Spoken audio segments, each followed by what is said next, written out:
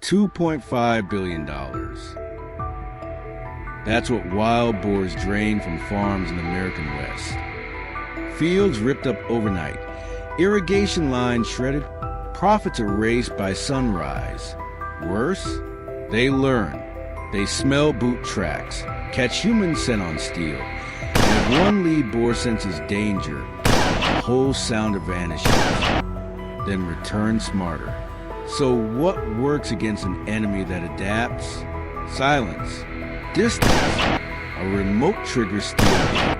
We map their night route, feeding spots, water, and a ravine they use to escape.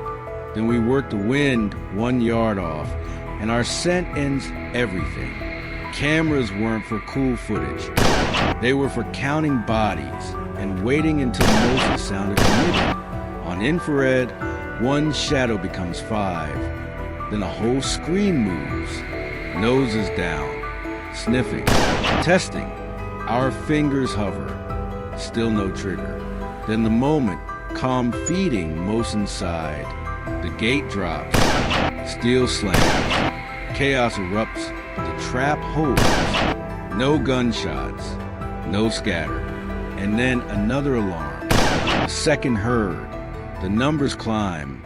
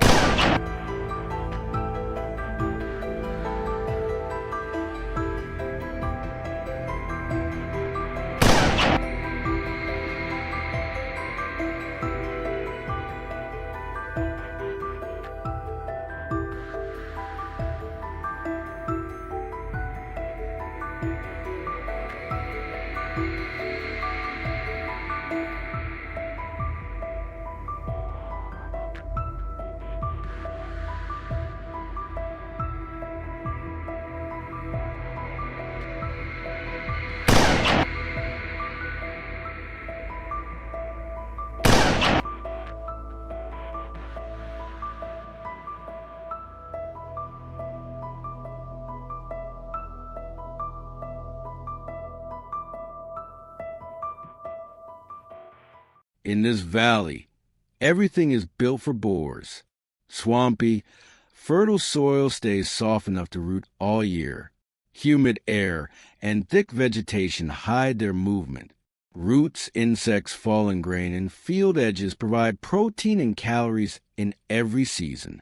When food never runs out, reproduction never slows down. That's how a few animals become an invasion, and why damage here doesn't feel random. It feels constant. But the biggest advantage wild boars have isn't strength, it's memory. They remember where they were pressured, which paths felt risky, and which sounds meant danger. They also pass that knowledge through the sounder. That's why extreme measures often fail. People react loudly, chase hard, and accidentally educate the survivors. A few gunshots might drop 1 or 2 boars, but the rest scatter deep into cover. Shift their schedule later into night, and avoid open ground for weeks. The farm gets quiet for a day, then the damage returns, sometimes worse, because you push them into new areas. So we chose a different objective: eliminate panic. Capture the whole group, without giving them a lesson they can reuse. That starts with intel, not hardware. First, find a pattern. Where they enter fields, where they stage and cut, where they drink, and what route they use when spooked. Trails that look like tunnels through brush, churn mud near water, fresh rooting lines along crop edges. These are your map markers. Cameras go up before panels move, because guessing costs weeks. Next comes wind and scent discipline. Treat your trap site like a crime scene. Fewer visits, fewer smells. Wear gloves. Keep fuel, food wrappers, and strong soaps away. Don't park beside the trap. Approach from downwind when possible, and keep your time on site short. If the lead boar catches your scent, the rest will stall, circle, and leave, sometimes without ever stepping inside. Only then do you build the intercept.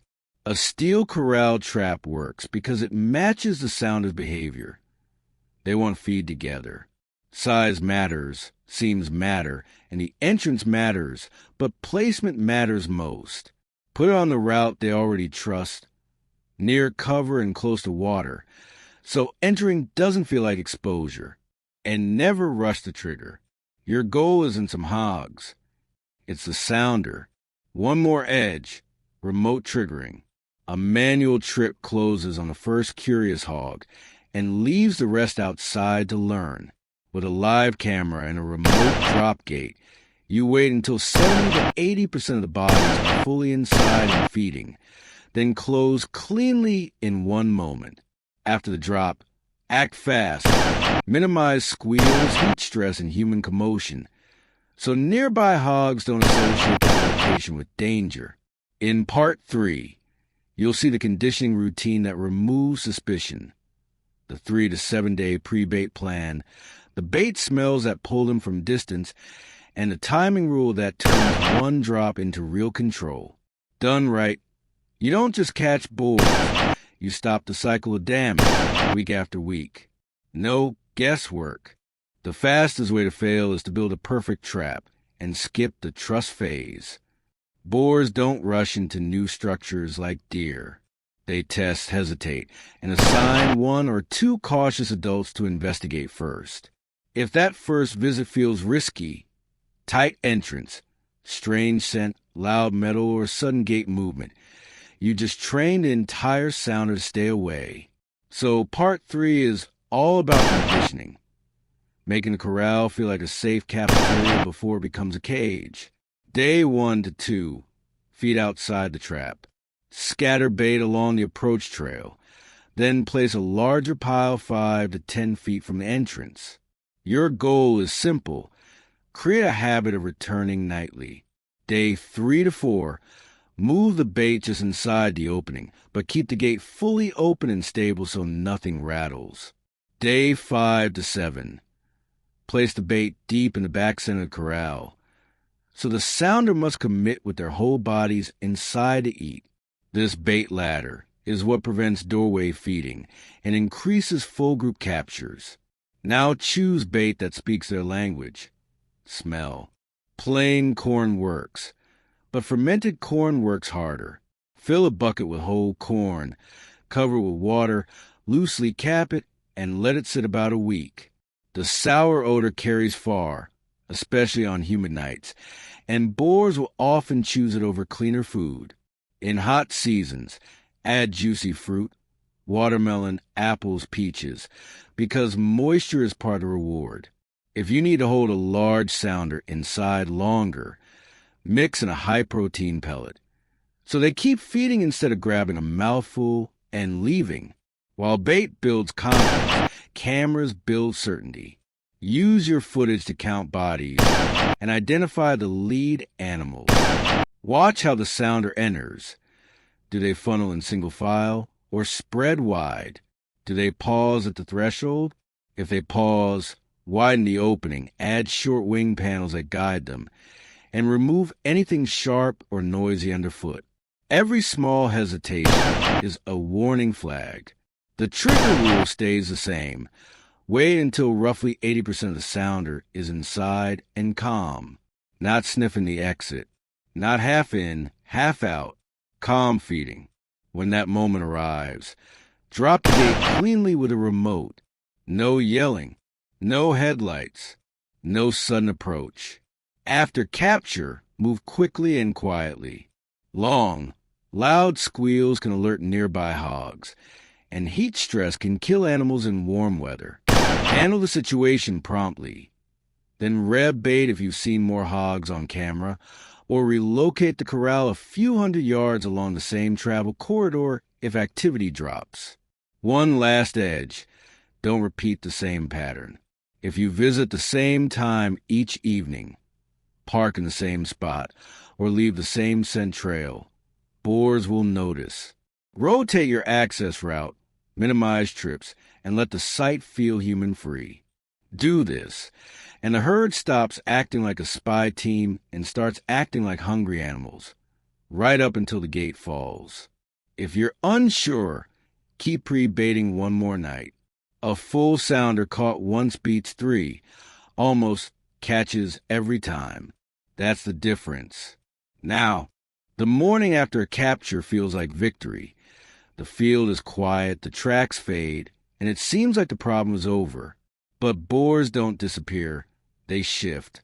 A few survivors change routes, and new sounders slide in from the edges of the valley, following the same food and water that drew the last herd. That's why the next steps matter more than the first catch.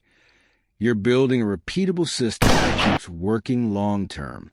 We start by tightening the trap itself. If a panel flexes, boars will hit the same seam until it opens. Heavy steel panels, corners braced, T-posts driven deep, and every joint wired tight. No shortcuts. The ground line is just as critical. Soft soil and slopes create gaps, and a hog snout is a pry bar. If you can fit a boot under the wall, a boar can lift it, pack soil at a skirt, and remove rocks or roots that keep panels from sitting flush.